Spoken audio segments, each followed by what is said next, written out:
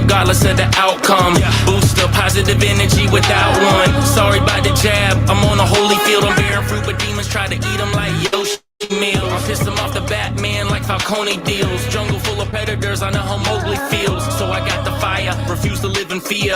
I can spot suppliers, eating a fresh roll. Call me private label, I be leaving. Hey there, episode 152, about to be in the books tonight. Thanks everybody for tuning in to the Permaculture Pimpcast, where we discuss permaculture, preparedness, and practical living. How you doing, honey? Pretty good. How are you? I'm good. You got to make sure you got your cues on tonight.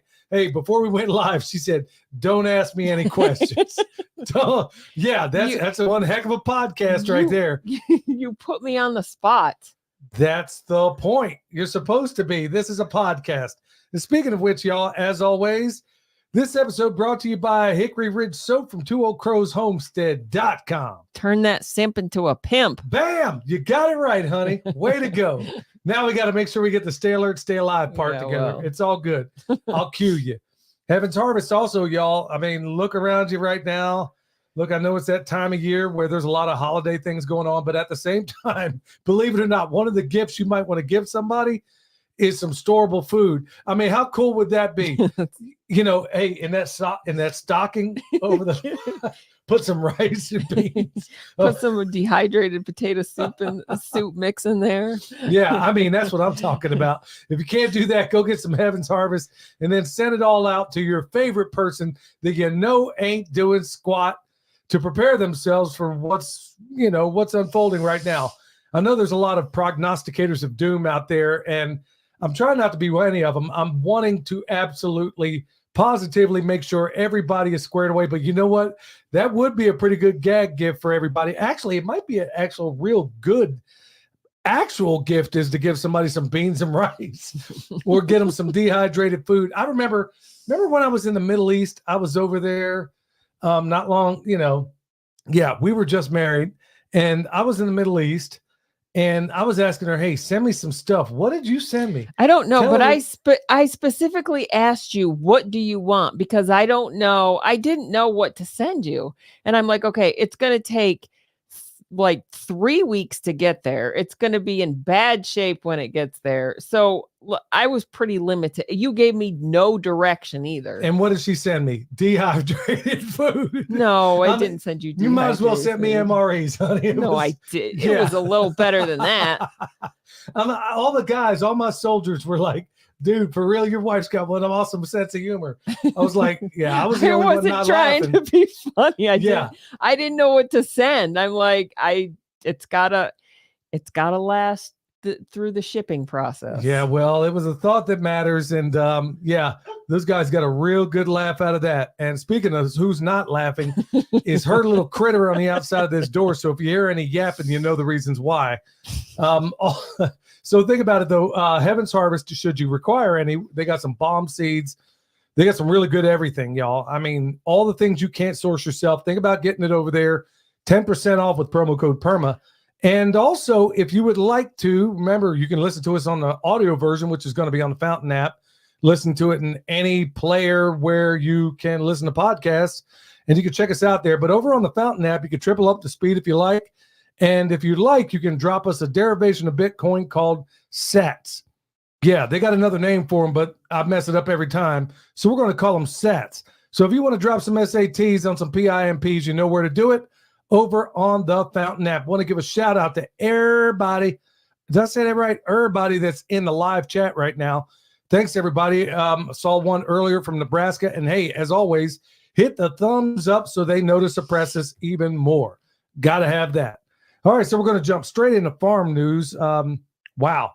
Going through now, this is going to sound a little counterintuitive if you've ever watched any of our videos about how we stockpile forage and stuff like that for the winter.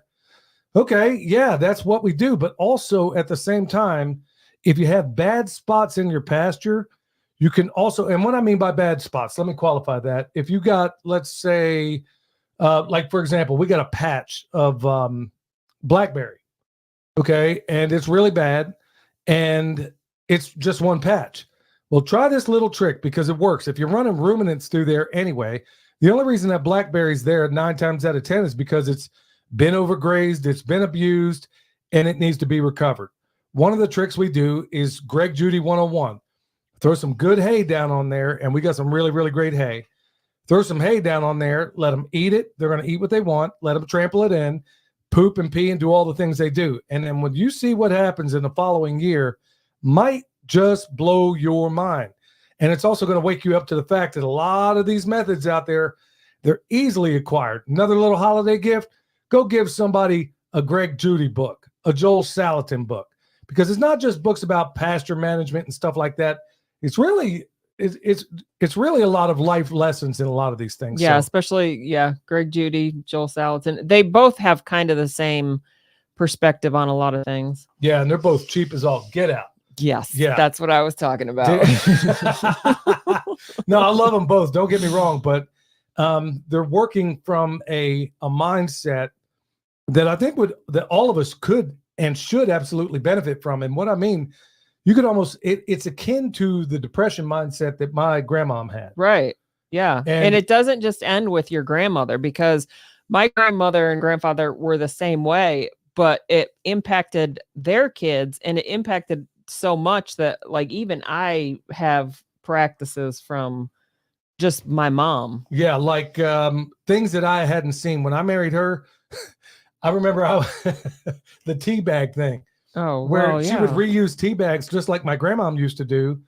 And I mean, nothing ever went to waste. But anyway, these guys hit all this from a perspective, and I think it's a really good one. It's from a frugal, you could almost call it frugal pasture management or frugal farming, which is really what farming should be anyway, where nothing's really going to waste. And if you really get down to brass tacks, you don't hear them throw the word around much, but it really is permaculture. It's just another means. When we say permaculture, y'all, view it as a toolbox. That's what it is. It's a list of methods, techniques, all these different things that you can do to solve the mission. But going right back to the pasture management, man, if you want one of the surefire ways, now we have a way that in addition to that is basically taking a bunch of compost extract, right, and using it in combination with this. And our pastures, we're doing in a season what it ordinarily would take a couple of years to do. And that's part of what we're covering on YouTube also. So we're going to go into more and more of that as things go by. So, well, you started a new project. We both began it yesterday, and it's right in the room next to us. You want to tell everybody what that's all about? Microgreens. I had grown some a few years ago, but then I don't know what happened. I got out of the habit of it. And I don't remember how this all started. I had some microgreen seeds left over. So we finally just got the supplies to start growing them. And here in a couple days, hopefully all of them have sprouted. Yeah, that's what I'm talking about. Look, there's a whole lot of people thinking, oh my goodness, man, things cost a fortune. And if you want to know something that really costs a fortune, microgreens. But it is absolutely positively one of those things that you can grow no matter the space you live in. If you're in an apartment, you can do it. And it's super inexpensive to do the seeds and the whole. Yeah, the initial startup might cost you a little bit of money, but when you look at what they charge for crying out loud, if you look at what they charge, right, and you could probably do it with supplies that you have laying around if you're resourceful, because the lights. The video that we watched, the guy just used an LED light. So it's not like you have to go buy special grow lights to do it. I mean, you can use a light source that you have around the house. Yeah, it doesn't need that full spectrum or that part of the spectrum that you would ordinarily get when it comes to a grow light. So all you Hooter bandits out there, you might be able to, if all you Hooter bandits are growing that 2-story ganja in your house, hey, in the words of the great Joel Salatin, they're growing weed in national forests. You mean to tell me nobody ever thought about growing tomatoes? So if you're needing something to grow, and you think about the power punch that you get in terms of vitamins and minerals. Right. And now here's one of the little experiments, and we're going to unfold this on YouTube and probably give you a little bit more on Patreon. One of the things that we're doing is something of an experiment. So you got coconut coir, the typical way to do it. And then the other way we're going to do it is we're going to take some of that seriously biocomplete compost that we got down there, and we're going to try some trays with it. Now, I'm thinking, I don't know that I have a way to test it, but I'm thinking that using the compost, well, first of all, I'm going to find out if it works. If it does, that's the way we're always going to do it, because if you know a little something about how things grow, let me put it this way. You're growing it in coconut coir, which basically is a medium that doesn't have a whole lot in terms of nutrients. Right. So if we can somehow, I don't know that anybody has ever done this, but we're going to do it. We're going to try it anyway. Okay. So the way it works, whenever a plant grows, when it grows, it shoots down for it to continue growing. It has to shoot down exudates into its roots, which basically feed the fungus and the bacteria, the beneficial stuff in the soil. And so that basically gets kicking the whole soil food web that's down there. Well, you don't have that if you're using straight up coconut coir. And I can't help but wonder, because the bacteria and the fungi unlock all the minerals that are in the aggregates in your soil, no matter where you are on this planet. That's how it works. So it's not nitrogen, potassium, and phosphorus and stuff. The best way to go about this, so you're not in a cycle where you always have to add inputs, is if you can somehow make this compost, and we're showing you how to do it, and you have the bacteria and the fungi breaking this stuff down, unlocking nutrients that otherwise you wouldn't get, and they're able to bioaccumulate all that stuff in their leaves, and then you eat it. I mean, in addition to it just being food, very expensive food, by the way, Right. it could also be a really, really awesome source of medicine. So yeah, that's what I'm talking about. Hey, want to give a shout out, everybody in the chat. My man Tag over there from Life Done Free. Go check him out, y'all. Does a lot of awesome stuff there. I even borrow some of his words from time to time. And they do fantastic stuff. Thank you, Kip. I appreciate that. I'm feeling much better. Yeah. Honey, for the benefit of the people that are not watching live, you got to kind of repeat the question for the people that are going to be listening to the audio thing. So yeah, if you have a question out there, she'll repeat it. And I know everybody's in the chat here, but that's for the benefit of the people that might be listening to just the audio portion of it. Yeah, she got kicked, basically by a mule the other day in terms of how you were feeling. Yeah. Just came on. Yeah, it was just odd. I mean, I had just done a workout and I thought maybe like my stomach was upset just from the workout, but then it just went downhill from there. But it wasn't, I got over it quick. So it's all good. Yeah. And one thing I made her take is that we were out and about when this really started happening. And so I pulled over to a pet store and got her some ivermectin and basically got her off and running with that. Believe it or not, if you got the sweet and sour sniffles and you take some of that stuff, okay, I got to be real careful how I say this, because every time I turn around, in fact, I'm going to have to speak rather phonetic in some of the articles I got here, but you'll understand that here in a minute. Whenever I've taken that stuff, it was amazing how quickly it turns things around. And she's always kissing on that little critter of hers. I mean, both of them, the cat, the dog, the sheep. And I'm like, there ain't no telling what kind of bugs you got right now. So that's just parasites. That's not bugs. Okay. Yeah. What do you think they are? Yeah. We don't need to be pulling no 3-foot tapeworm out of you. I've got black walnut hull. Yeah. That'll be good. That's one of the healthy ways of doing this. So, okay. In addition to that, wanted to give you all an update. Well, first of all, yeah, as far as what I've been doing today, still weed eating, turning this pasture into something that is going to be the envy of this entire county before long. And sometimes you got to put in, look, if you got animals that won't eat that invasive stuff, like Chinese silvergrass, the only thing we know that will eat it is a water buffalo. Well, yeah, ain't a whole lot of them running around North Carolina right now. So nothing else will eat it unless it's in a very, very young state. So when you have something that's almost semi-woody like that, or any number of other thorns and stuff like that, the benefit of having goats like that is that their life cycle, it's not like grass where an animal will eat a piece of grass and then give it time. It doesn't take a whole lot of time, and then it's back in the saddle again. Well, if you were to graze your thorny things the way we graze grass, it would all be gone. It can't live. Its life cycle, you're basically hitting it too hard before its life cycle can do anything about it. That's the benefit of things like goats when you're dealing with stuff like that. Well, things like this silvergrass are the same exact way to a certain extent. I've found that if I stay on top of it and you can run animals on top of it when it's very, very young, They will eat it and they will stun it.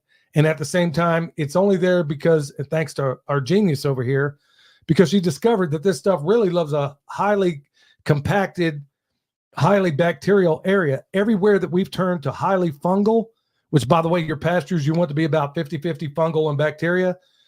Everywhere we've turned it and made it fungal, that stuff just doesn't come back. Yeah. So, yeah, it's finding out what everybody calls an invasive species, y'all. I guarantee there's something it doesn't like. Here's another little way I've dealt with it. So another thing that silvergrass can't stand is shade. So if you're somehow, find out whatever this thing is you're calling invasive, and then find out what it doesn't like. So if it can't stand shade, maybe I want to make a food forest there. You dig? Maybe I want to go ahead and find some way. Maybe this is what you had in mind for it, but because you got some element over there that's growing that you don't want, maybe just create the conditions that the thing that is invasive is not going to like. Right. So that's exactly what I did down front when I was first trying to figure out how to deal with this stuff. I'm like, all right, well, it doesn't like shade, so let me go ahead and make a food forest down there. That's exactly why that food forest is in the area it is, because it was something of an experiment when we first got here to figure out how to deal with this highly, highly invasive clumping grass that nobody seems to have an answer for. And as far as I know, we're the only ones actually successfully dealing with it. And maybe that's something, as soon as I get, not going to know 100% sure that all these methods are working. Actually, I am pretty doggone sure, but I need a testimony. You can literally see the demarcation. Am I wrong?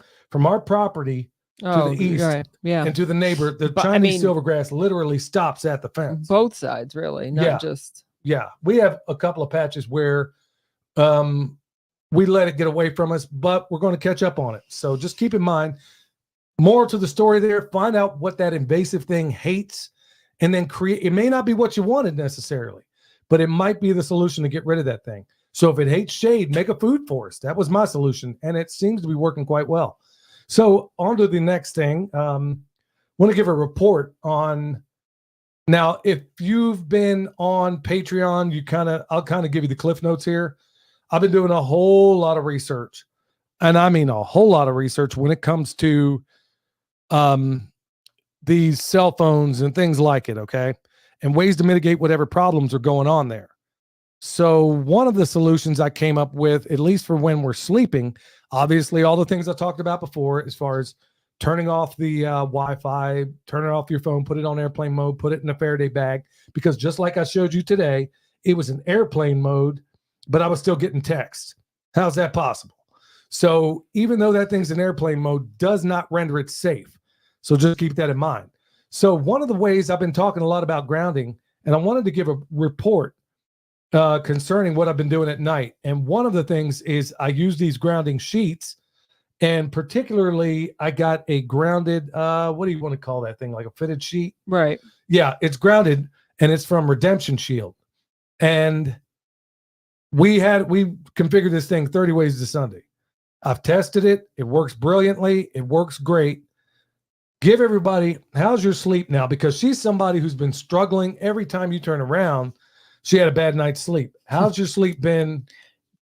Since we got the sheet figured out and worked out, it's been great.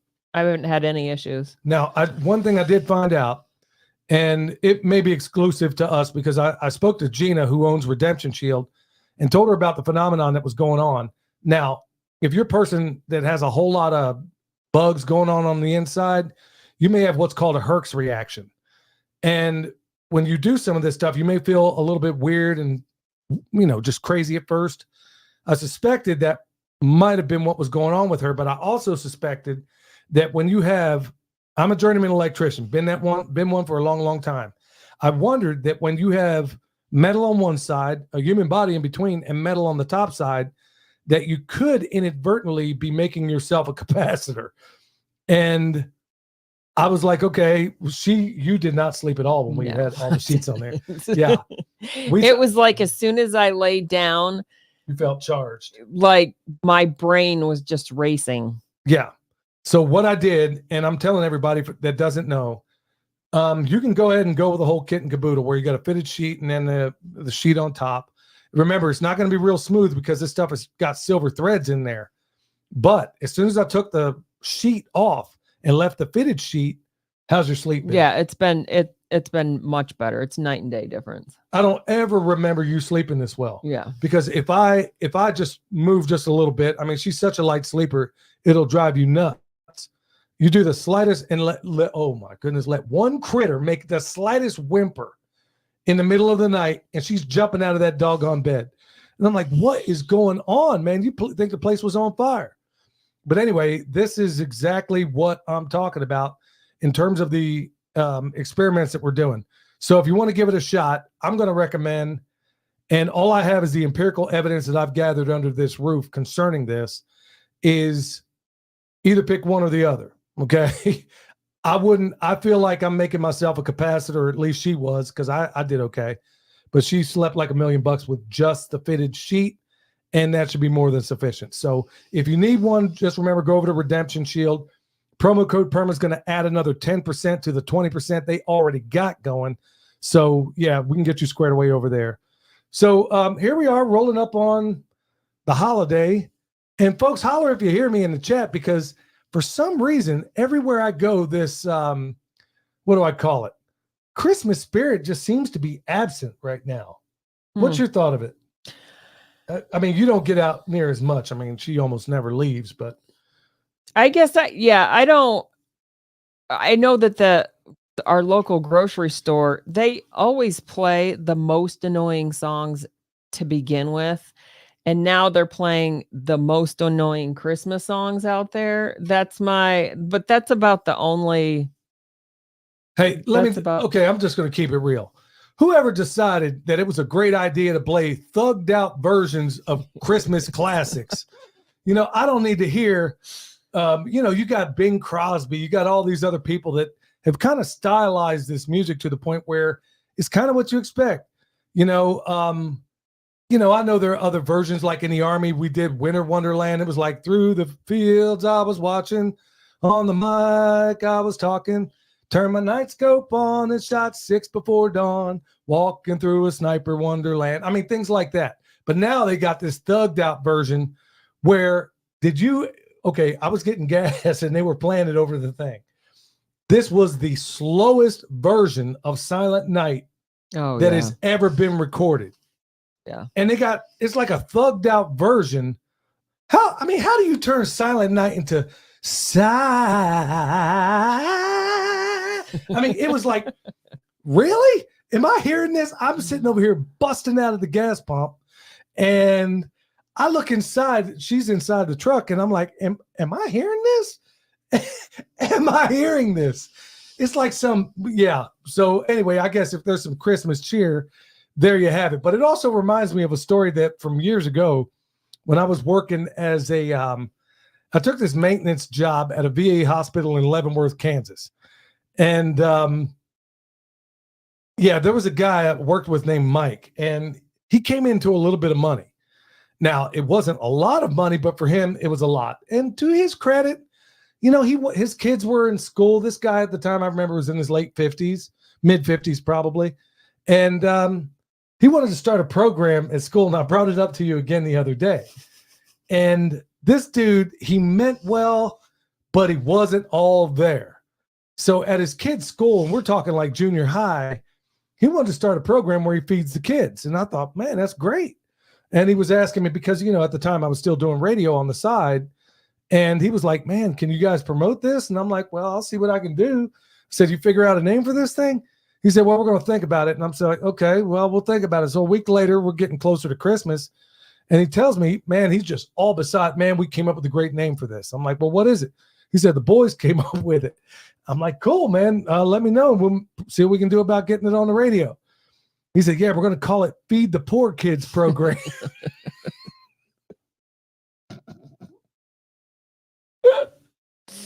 I'm like, hang on a minute. Hang on. I mean, really, what do you want to call this? He says, all the kids, man, they just don't feel like they get enough to eat at this school. And, if they want to go back for seconds, we're going to call it Feed the Poor Kids Program. I'm like, hold on, Mike, let's just walk me through this. You mean any of the kids at a junior high school are going to say, man, I'm still hungry, but hey, you know what? they got this thing called Feed the Poor Kids program. And I'm going to go up there and go get me another burger. And I tried it as gently as I possibly could. And yeah, I get it. There are times I can be about as subtle as a wrecking ball. And I was like, man, I don't know if they're going to go for that. He said, well, you think you can give me some airplay? I'm like, I don't know, dude. I don't think they're going to be so cool with me promoting something called Feed the Poor Kids program. Well, he goes to the school administrators and he's just as happy as can be. And they were struggling to they're like, yeah, we'd love to be able to help, but let's come up with a different name. Yeah, and he was just appalled. Appalled. I mean, what kid is going to say, hey, y'all, feeling pretty full today, ate on the Feed the Poor Kids program. Yeah. Anyway, when I think about holiday cheer, I mean, I know his heart was in the right place, but this guy was so dense that he didn't realize that maybe we should call it. It's like, okay, like the one place called Feed the Children. It ain't called Feed the Poor Children. It's called Feed the Children. So, Feed the Poor Kids program. That's what I think of about every single time this year. Okay. There you go for the locals. For the, I think somebody else that put some, tag, but yeah, you better watch out. You better not pry. You better keep spending. We all must comply. Tyranny is coming to town. Yeah, that reminds me of that little Klaus Schwab thing they got going on right now. Hilarious as all get out. I mean, it's dark humor, but the only thing that many of us have left in many ways is our sense of humor. So guess we better keep it up or we're all going to be on the Feed the Poor Kids program. All right, we don't have anything for Pastor Lon tonight. I wanted to give some of these guys a break because I know it's coming on Christmas and a lot of people celebrate this stuff. We don't. We're empty nesters anyway. And we've given some long thought about what we were going to do. And we were thinking about going to a shelter to Feed the Poor Bums program. No, I'm kidding. Hey, I'm kidding. I can see it right now. I'm done with you, you arrogant. No, anyway, we kind of bounced around some of those ideas. I think we're a little bit too late. Yeah, I think you have to sign up for those a little earlier than a week before Christmas. Well, yeah. I mean, my bad. No, that was really the plan at first, but as all the things go on here, somebody says Feed the Fat Kids program. Directed. Who put that in there, Pete? No, it was Rock Lick Ranch. Well, yeah. Well, I tell you what, there weren't a whole lot of kids getting chubby on that Michelle Obama program, man. They were feeding those kids almost. I remember this one kid I was working with in Texas. He had graduated. He was my apprentice, and he was literally showing me pictures of the food they fed him in high school. And it was a wonder these kids what was it? It was slop. I mean, this was slop, and it was like, really? Come on, man. It was, I don't know. We ate so bad at home that when we ate at school, we actually thought it was pretty good. Yeah, so we thought school food was actually pretty good, but yeah, we were actually on the Feed the Poor Kids program too, but except back in those days, we procured most of the things we were eating ourselves with that 5-finger discount from 7-Eleven. Hey, I'm just keeping it real, y'all. That's what we did when I was a kid.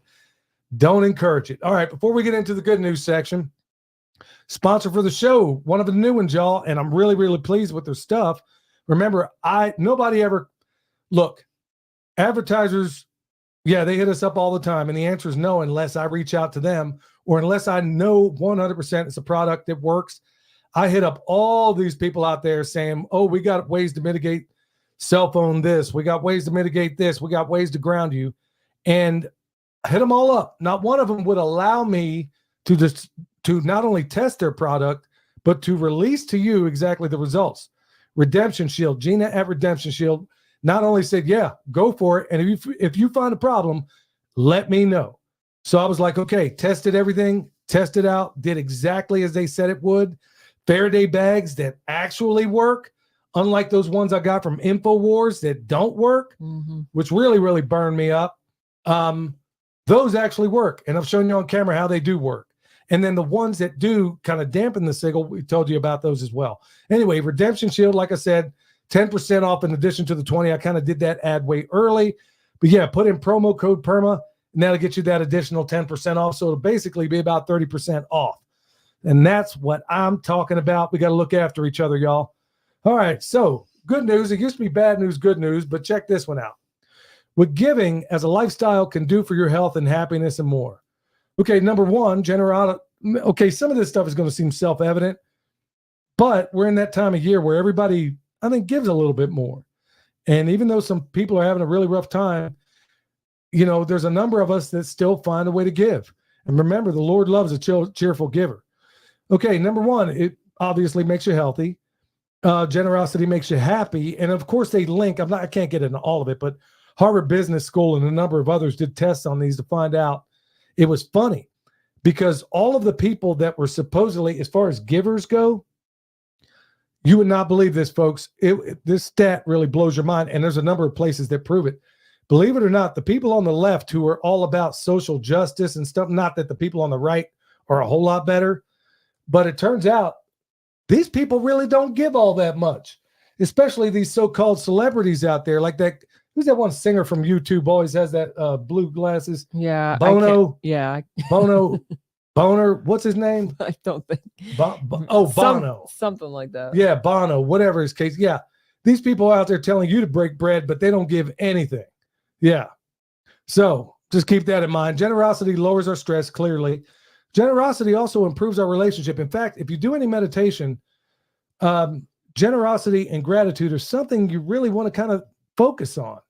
Think about the things, no matter where you are. Look, if you live in the United States of amnesia, you got, despite how jacked up it is, and it ain't what it was when I was a kid, you still got it better than most.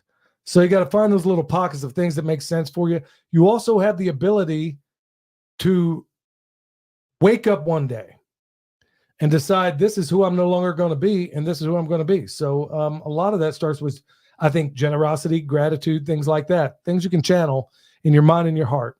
And every time I leave the house, when I go to town, it's part of what I have to inoculate first of all, I'm going to Asheville, for crying out loud, y'all, which means I got to put on the full armor, if you know what I'm talking about. So not only do I have to do that, I have to go out there with the right mindset so I don't come out of there wanting to wrap everybody I see with a tack hammer.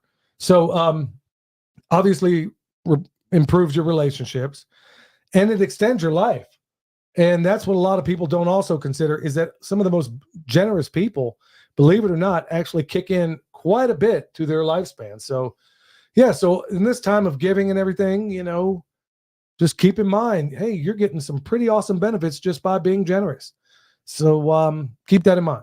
Anyway, next article. Okay, I got to be real careful. I was trying to think, is there a phonetic way I can say this without getting myself dropped? No.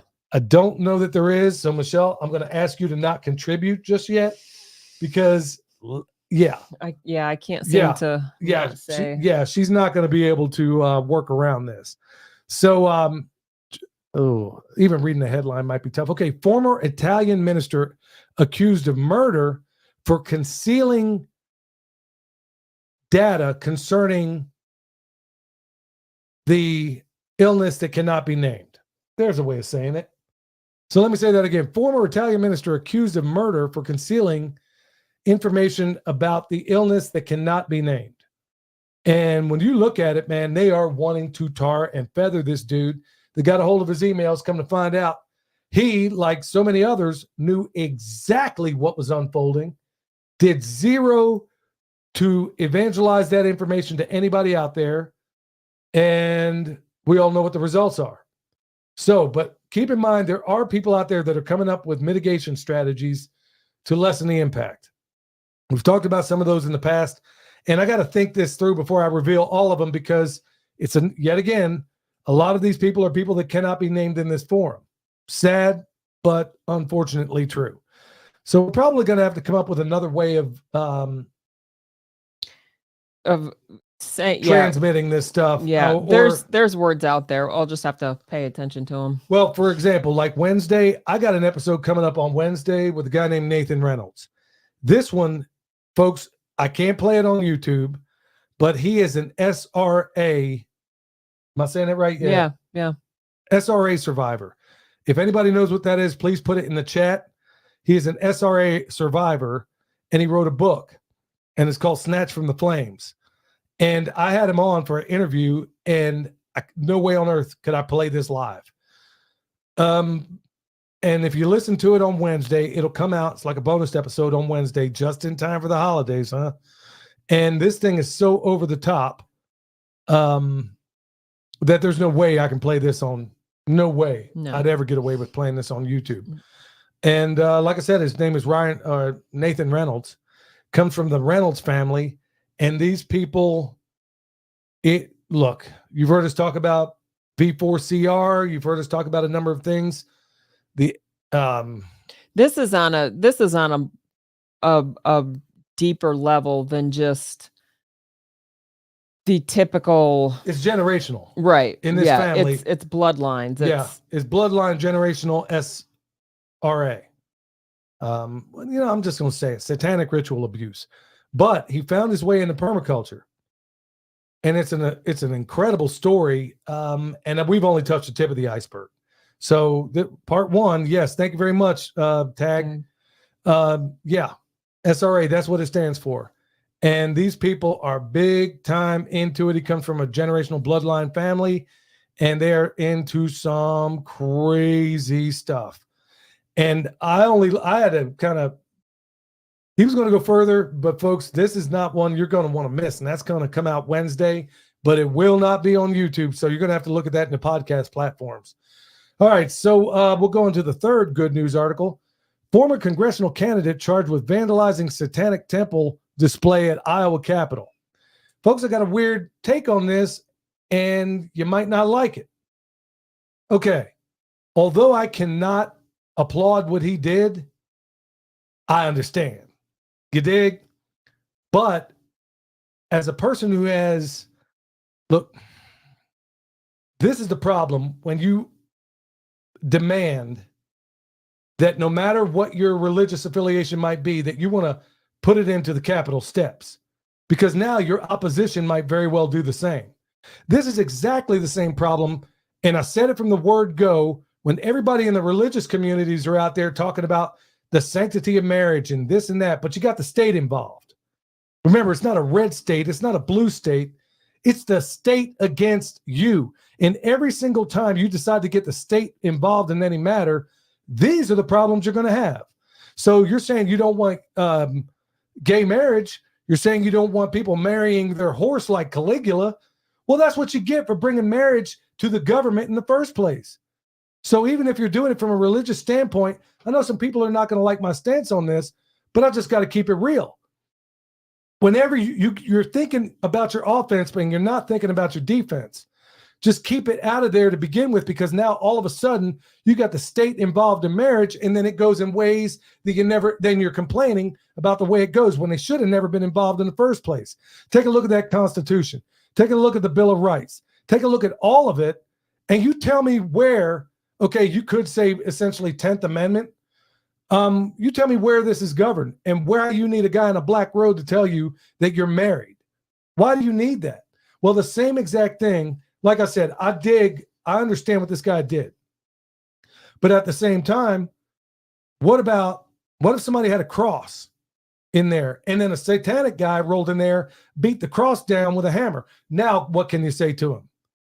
Because now all of a sudden you got the state involved in things they should never be in. Look, as far as this, I can go down a rabbit hole as far as separation of church and state. That's not at all what I'm getting at. And look at when Jefferson wrote about that. There's a little bit more to it than what Glenn Beck is telling you, okay? My point being is that when you involve the state in matters that they should not even be involved with, then you're going to have to deal with your opposition when they have their say. Because if you're saying I got to cross, okay, if we're going to have a state house where all religions, okay, you're okay if somebody puts a, what do you call that candle with the seven things? A menorah. Okay, that's cool. Somebody puts a cross. That's cool too. And then let's say a Muslim rolls in, puts in a ziggurat. I don't know. And then all of a sudden everybody's going to trip. So you got to wonder, you got to ask yourself, if we're going to pull ourselves out of these levers of power, or what Tag calls, for these people having stroke over you, you got to remove them from the equation to begin with. See what I'm talking about? It? I don't think I came out right, but anyway. No, you did. I mean, yeah. What purpose does the government have in in anybody's marriage. Like, what other than to collect a tax? That's what they're. That's it. That's it. When you get down to brass tacks, that's what it is for all this stuff. I mean, what, you know, how's it go? You teach a man to fish and he'll eat for the day. No, you give a man a fish, he'll eat for the day. You teach a man to fish, now he needs a fishing license. You dig? I mean, that's exactly how it goes. Why is the government involved in 90% of the things that we need licensing for? And it's the same exact thing. So like I said, look, I understand what the guy did, but they're going to put him in jail potentially for a year, right? Now, somebody correct me if I'm wrong, but how many people went to jail when he tore down Robert E. Lee's statue? Nobody. How many people went to jail? Oh, by the way, they were tearing down people that were fought for the North. They tore down a statue of U.S. Grant, for crying out loud. Do you know it? Do you know what side he was on? They weren't the smartest. No. And you're tearing down all these Confederate. Well, close enough, even though it was called the blue and the gray. But like I said, how many of these people, they're going to throw that. Now, here's the part where I really kind of lose my beans on all this. So they're going to throw this guy into jail. How many cities were burned down? Nobody went to jail. Yeah, exactly. Like you walk through downtown Asheville, a lot of the businesses who had absolutely nothing to do with, they're just trying to make it like everybody else is, and they're all boarded up because these people went through and just completely smashed the windows of these businesses. Remember that apartment complex that we looked at, and they burned that thing down to the foundation. Yeah, everybody complains about housing around here. They build an apartment building and it gets burned down. But name one person they put in the clink and they know who did it. Now, that's the flip side of this whole thing. Like I said, get the state out of your life completely. You're going to be glad you did. Yeah, including property taxes, so we can actually own our homes. Yeah, this is exactly what I'm getting. I mean, this stuff like that'll get you thrown off of here, but Jimmy cracked corn, and I don't care. Jimmy might be smoking crack, and it's Jimmy's right to do it as far as I'm concerned, as long as Jimmy ain't hurting nobody else. But, Jimmy, don't smoke crack, okay? And Hunter and Joe don't. Yeah, there we go. So the point of all this is, I can't. If you're gonna dog this guy, so now next time you see a lunatic lefty go in there and tear down the 10 Commandments, what argument are you gonna have? What argument are you gonna possibly have? But like I said, it sure is funny. You got to understand the world you're living in right now, folks. They're gonna throw this man in jail for a year potentially, but all the lunatics. There's a plaque on the way out to Hot Springs out here in North Carolina. And these lunatics, this plaque it was on something of an obelisk. And it was a Robert E. Lee commemoration thing. And by the way, folks, what you don't realize is that, okay, if you were to say, oh, it was about slavery, well, there was a lot of these people that fought and it had nothing to do with slavery, but that's another podcast altogether. Maybe I should one of these days talk about how Lincoln was not the wonderful guy you thought he was, okay? Yes, and I got the goods on that. In fact, maybe that'll be my little Christmas gift. Not tonight, though. Maybe, okay. you just introduced a whole other. Yeah, I'm going to break it down to where, you know what, you've been lied to about that dude as well, and a number of others through history, but that's another podcast altogether. Maybe I should do another podcast where I kind of blow holes with official sources. In fact, with Lincoln's own words into the story. But the point being, they tore down this plaque of Robert E. Lee. And every time I drive by there, all I can think about is how much I want to break my non-aggression principle to choke slam whoever did that.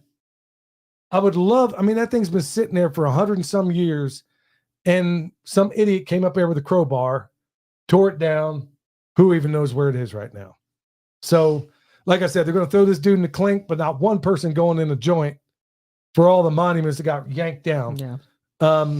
They even tore down an entire monument here called the Vance Monument because this guy just happened to fight for what he thought was his country in the South.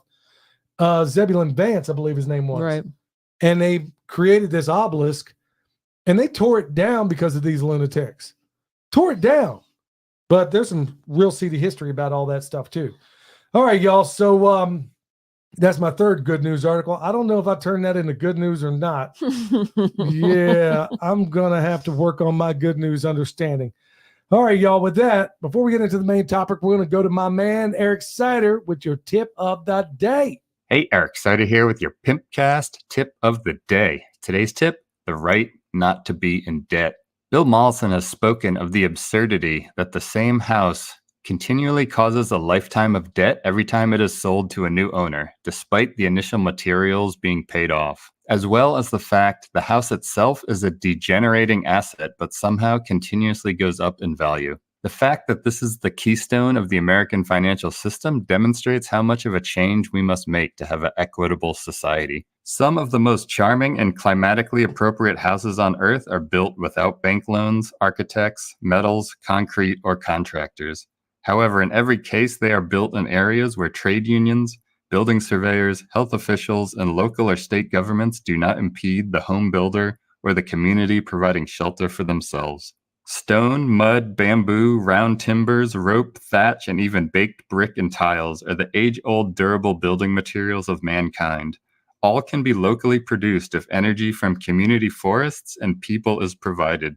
Even cement and mortar can be made if needed using kilns fired by wood, as can pottery, bricks, and roof tiles. None of this needs money if people work together. The real cause of a lack of shelter, as with food, in any country is not that of finance, but of restrictive practices by a regulatory bureaucracy. Moreover, state or private ownership versus community ownership of forests, small mines, and lands is devoted to state or corporate profits to support a largely urban, leisured class of bureaucrats, which denies these basic biological and earth resources to the very people who work to produce or mine them. You can find me on YouTube and Instagram at Eric Sider, and if you're in need of permaculture t-shirts or remote permaculture consultation and design, head over to ericsider.com. That's my dog. Hey, y'all, regarding these houses and stuff like that, does anybody else find it curious that go down any interstate, no matter the state, you got, it's cracked up, needs constant maintenance. How is it the Romans made roads over 2,000 years ago that are still in operation today? How do they build structures that still stand today using natural things that don't just disappear? Right. There's a lot to be said there. I mean, I'm sure there's a lot of arguments on either side of that issue.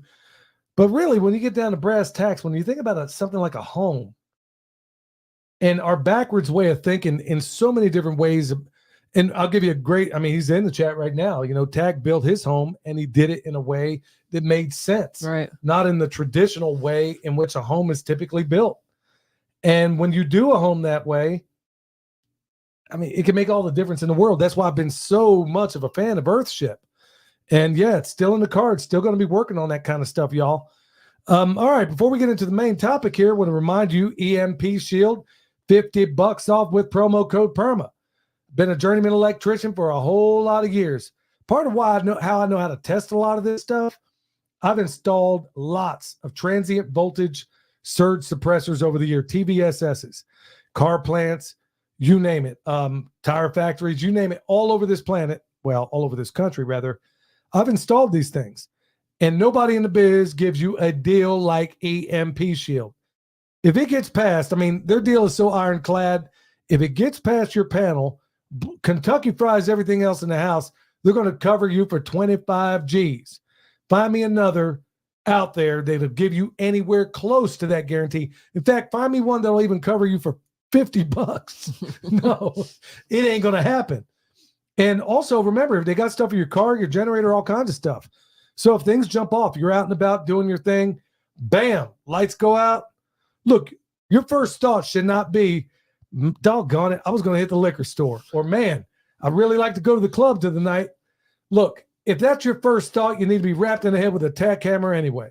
You need to be on the first thing smoking to your bug out place or to your house, wherever it is you need to go. The idea is not to go to the club. So, for all the people to say, well, I'm not even going to go into all that. Anyway, $50 off at EMP Shield, promo code PERMA, PERMA.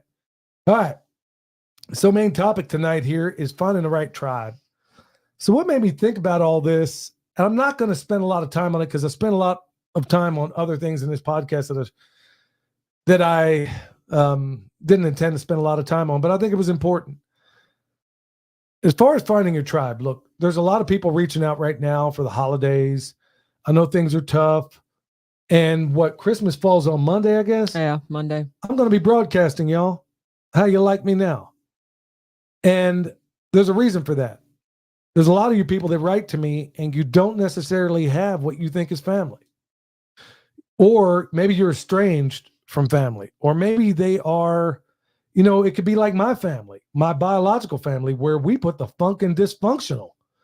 I mean, it could be people that just because they're family doesn't necessarily make them good for you.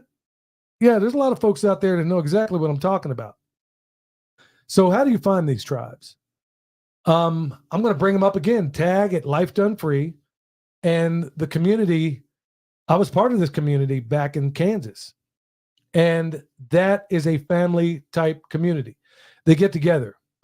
They have basically work shares where they go to somebody's farm and they knock out a project.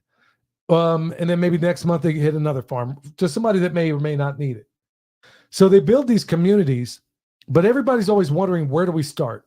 I've been in the preparedness space for a long, long time. In fact, long before I even got into the permaculture space. And there's this, if you're finding your way, trying to figure out where your tribe is, maybe go find, and it's not always the best way to do it, but it is a good one.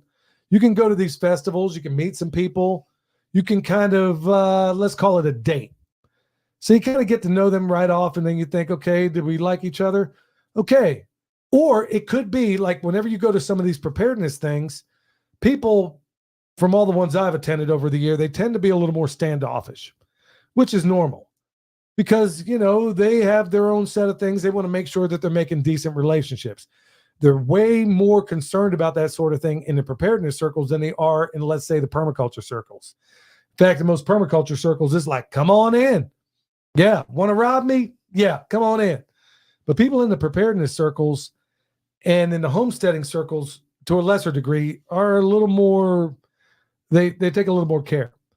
So find out where your local preparedness community is getting together. You could go to Meetup. I mean, there's a number of different places. And maybe you don't get into the core of that group. In fact, it's not a very good group if you get into the core of these people on your first meeting. So you go to their events. And one of the things that a lot of them gauge is actually who shows up.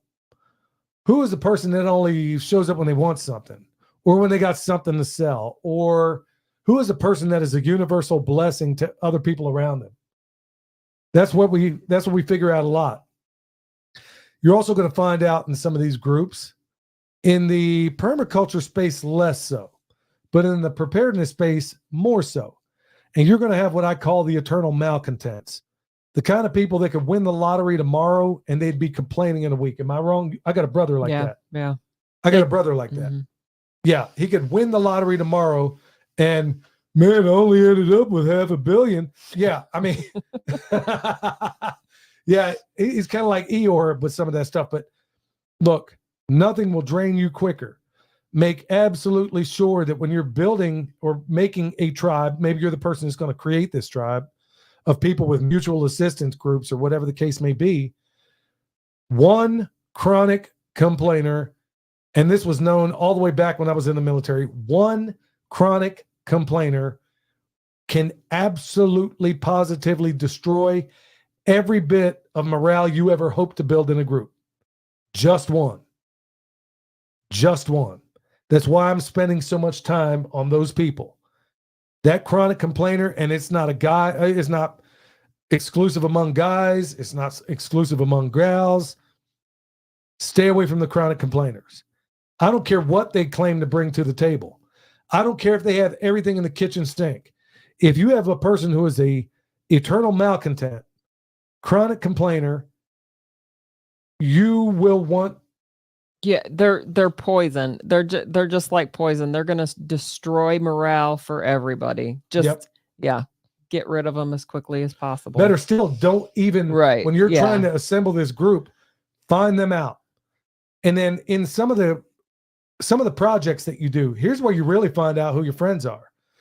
And here's where you really build your bonds, is that if you can go to one of these places, one of these groups, and they have an outing, take careful note of the people who actually work.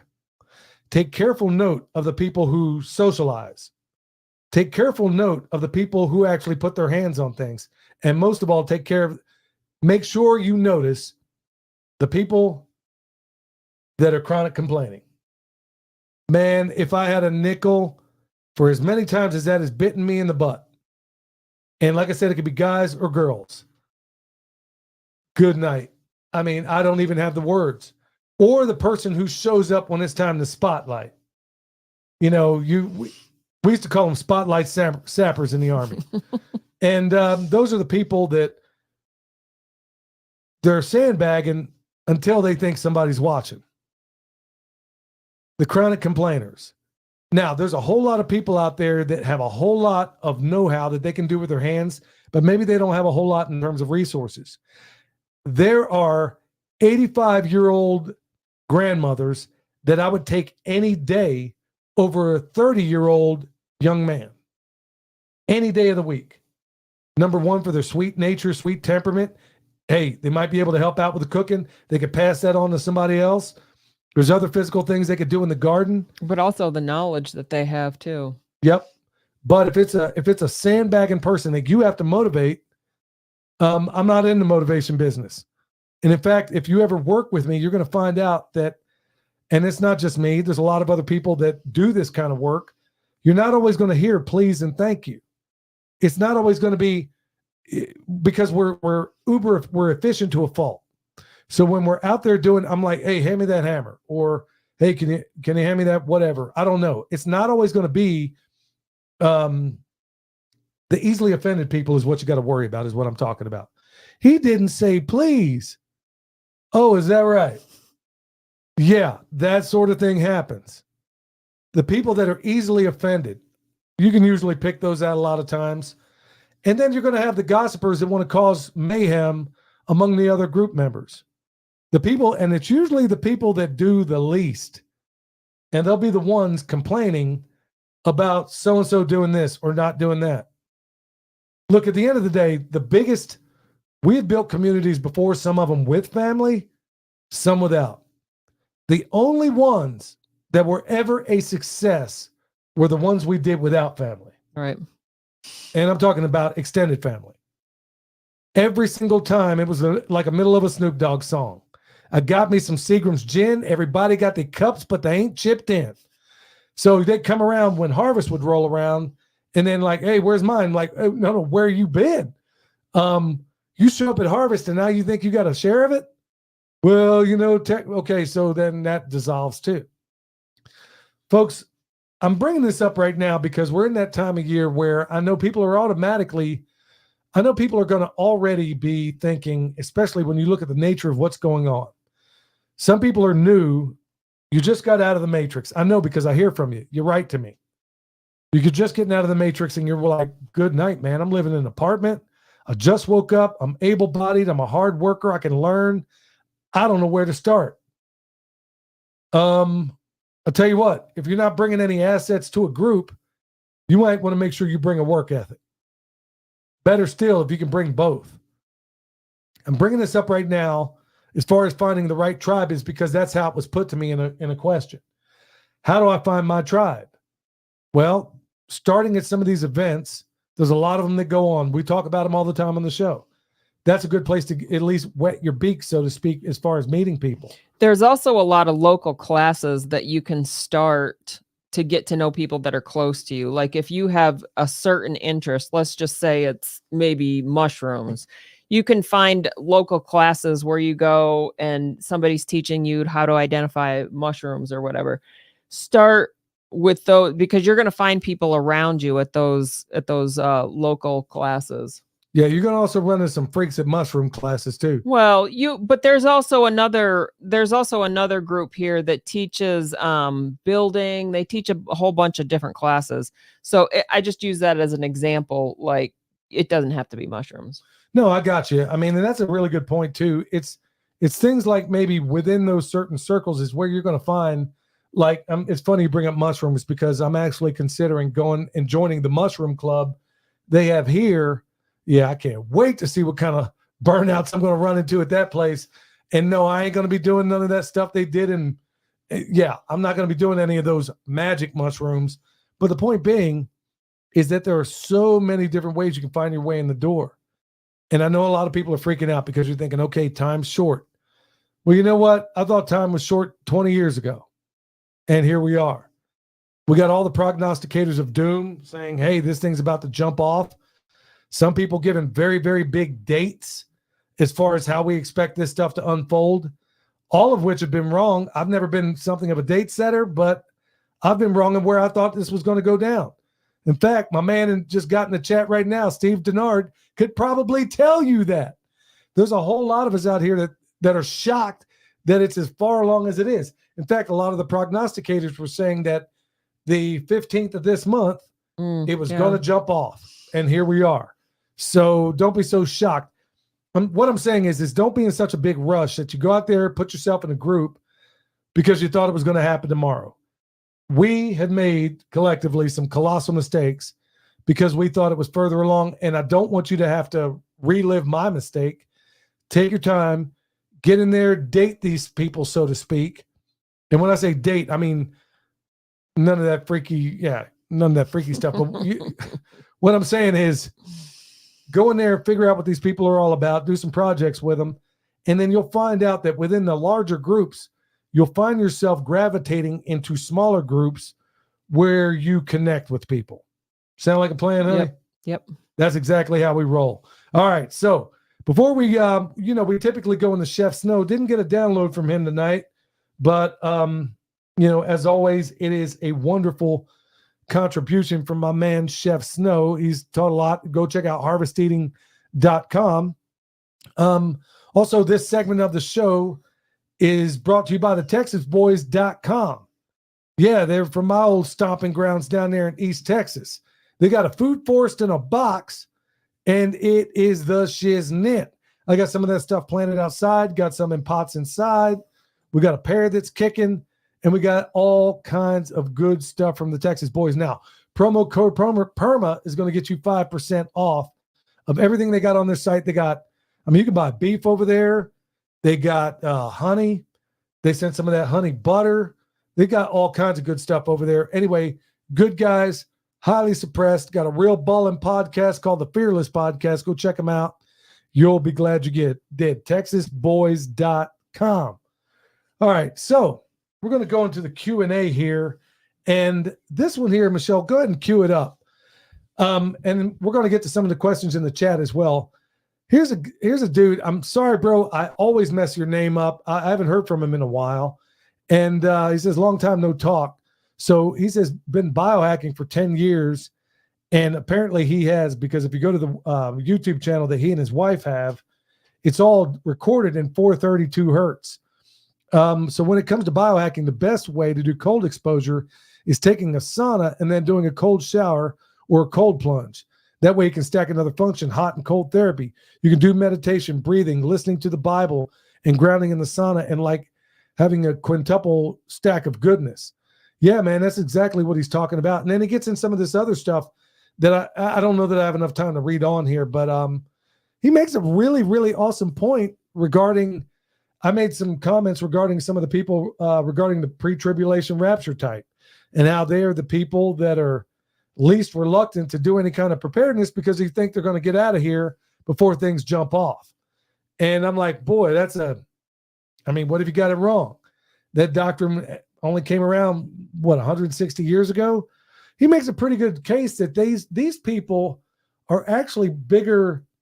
They evangelize much better than the people that are post. And you know what? I think I agree with him. But at the same time, hey, you pre-trib folks, you might also consider that you might not have it right. So you might want to get some of that Heaven's Harvest storable food and grow some or put some back yourself. Well, anyway, check this out. Bro, I don't know how to really pronounce your name because the vowels in there are kind of messing me up a little bit. But Yeah, there's a lot of vowels in there, not vowels, but consonants. I'm sorry. And there's a lot of them together, and I'm not quite sure, but it begins with an M and it ends with an S. Mathis, I don't even know how you go about pronouncing this. Yeah, I think it's Mathis. I don't think you pronounce the J. Well, check this out. We featured his wife on this show and some of their music like episodes ago. I'm talking like maybe 100 episodes ago. And you know how you never pay attention to something until you pay attention to it? You don't know the benefit of something. Now, they have been recording all of their music in 432. Had no idea, even though we played some of the music on here. And we're going to go ahead and cue up some of that right now. Now, before Michelle actually hits the play button on that, let me just say real quick, for those that don't know that are just tuning in, look, I guess you could say it's contentious to a certain extent. I think it was 1939. The Goebbels and a number of others basically got together and said, hey, instead of using these really healing frequencies, like 444, 432, 528, we're going to tune our instruments to 440 hertz because it's very dissonant. Now, you get into things like the Schumann resonance of the earth when you get into 432 and some of these light frequencies, healing frequencies. Look, y'all, people can call it hogwash all they want. All I know is when I listen to a song that was recorded in anything other than 440, it is soothing. It is very, very, it's awesome. So why not do it?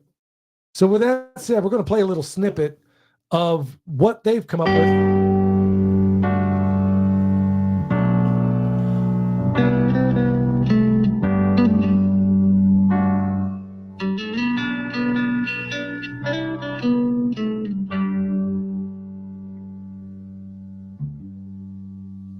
All right. So, yeah, that was a little bit abrupt and it didn't really quite. Sorry about that. Go. It started pretty quick. Yeah, I thought we were going to start it at another part of the song where there was actually, she's a fantastic singer. Sorry about the dog in the background, y'all. That will not happen again. I'm going to put that little heathen outside next time. Anyway, the point being is there are people out there that are producing music in some of these healing frequencies, and it's like right there on the album cover, recorded in 432. And the name of their YouTube channel, please go check them out because it's some really beautiful music, is Lavi Frost Music. And it's spelled L-A-V-I and then Frost. And then I think it's music. Anyway, it's on YouTube. So there's music on YouTube and other people doing it too. Now, I got to be honest with you, with some of the folks on YouTube, I'm a little bit concerned because some of these folks could be maniacs for all I know. I mean, they could be recording this thing. And I mean, at the end of the day, if Ronnie James Dio was recording in 432, would it make it any less satanic? I mean, would a rose by any other name not smell as sweet? I don't know. I'm sure that's not the way Shakespeare intended it, but I think you get the point. So Michelle, what do you got for me? We had a question earlier on. Somebody asked Beautyberry to deter mosquitoes, and I've not heard that, but that doesn't mean that's something I'll have to look into. I know the citronella plant is supposed to deter mosquitoes, but I'm not sure about Beautyberry. Yeah, I'm not sure on that one either. Let's jump to the next. How hard to install EMP shield on a house? Super easy, but I would get a electrician to go out there and do it for you. I mean, this is why I had a little bit of reluctance of doing a video about installing it. And well, I didn't have a problem with doing it because I did it out at SOE and we did a video of it. Super simple. You basically put it under a 2-pole breaker. I put it on the main, and there's other reasons why I do it that way. But anyway, you just take any 2-pole breaker, 2-pole 20 breaker in your panel, put it in there, and then you're off and running. But it's always safest to turn everything off. And if you don't know what you're doing, you may wind up getting Kentucky Fried. And there ain't nothing I can do for you there. So you're going to have to probably hire an electrician unless you know somebody that's really, really capable of dealing with the electrons. Remember, what makes electricity so dangerous is that it's invisible. It's like radiation. Last question. How is William doing in Texas? he said we talked to him about his YouTube channel. That's supposed to be coming out pretty quick. So whenever it does come out, we'll provide a link to it. But it's my understanding they're doing pretty good. Yeah, y'all. I had other questions here as far as people reaching out and stuff like that. And we got some weird, strange stuff that keeps going on around here in terms of electronic things. I mean, I can queue certain things up, and then all of a sudden they just disappear when I need them most. Look, I know I'm something of a Luddite when it comes to a lot of this stuff. Yeah, I know that I'm something of a serious Luddite, but doggone it, I know how to, flag an email. Hey, Keith Snow's in the house. Yeah. So Chef Snow, check him out, y'all. You'll be glad you did. Oh my goodness. Hey, Brett says, bring Milk Boy on the show with you. Bro, we he's can't like get a him horse. we can't get him to come in the house. He won't. No, and he shouldn't, because he is a livestock guardian dog. It's going to be cold tonight, and he's out there shielding Loving all it. the worse it gets, the nastier the weather, the more he loves it. As long as it's cold, wet, rainy, nasty. Cold. Yeah, I said that one too. Yep, cold, wet, rainy, nasty, you name it. He's there. He's on the spot, and he does what he does, y'all. Hey, I want to thanks everybody for tuning in. We'll be back Thursday, Lord willing, and Christmas Day. I know everybody's out there doing their thing, but hey, If you don't have family, or if you have family that you don't want to be around, we'll be here. Yeah, we'll be here Christmas, or at least I'll be here. I'm not sure she's going to be. She may be all hopped up on pumpkin pie or whatever the case may be. I don't know about hopped up. Hey, thanks everybody in the chat. Thanks everybody for tuning in. Till next time, stay alert. Stay alive. They don't want an individual, just a carbon copy. True spitting that manicotti, yeah, I'm talking saucy. All they want to build is a prison world full of pet Tamagotchis. Like a kamikaze, got me out of body like I'm Goku SS3. They want to push me to the center like a cell. They want to spin up at the center of the next is me. They want me to bow down, but I'm a warrior. I'm a warrior. I will never bow down, 'cause I'm a warrior. I'm a warrior. They want me to bow down, but I'm a warrior.